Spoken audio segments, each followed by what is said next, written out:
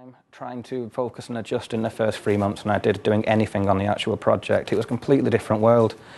I'd never worked with a company before, and the KES projects are a collaboration between university, a company, and money provided by the European Social Fund. So to suddenly be going from sat in a classroom, falling asleep, to treating patients, and then to being in a room with people while there's tens of thousands of pounds being spoken about and budgets being spoken about, I was a little bit out of my depth. Luckily, I had a very good supervisor who helped me settle.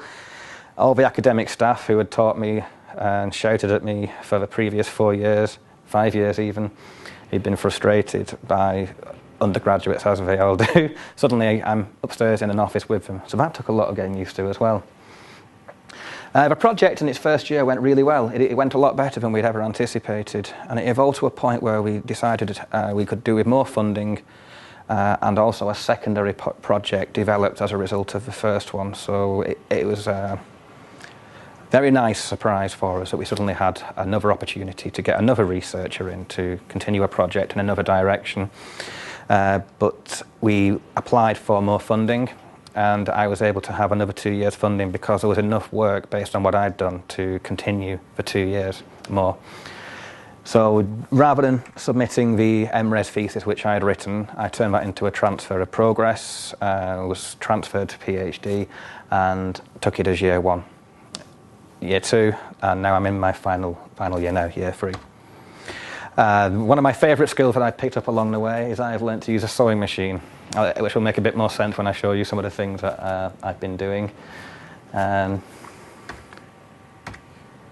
it's on schedule, should be completed this year, next year, sorry. As well as the experience in research, I was pushed to attend as many courses as possible, and one of the ones that I've just finished and should be being awarded this week, it's been through our exam board, is a PG Cert in research. And I've been presenting at Open Days, so it's given me experience in presenting to people I don't know, like yourselves today, but also in the university to other faculties. I've been to one major conference, the World Physiological Society. I presented a poster there. And again, it's built my confidence. A couple of years ago, I'd have been stood here like this behind the screen, and I feel a lot more confident talking to people now.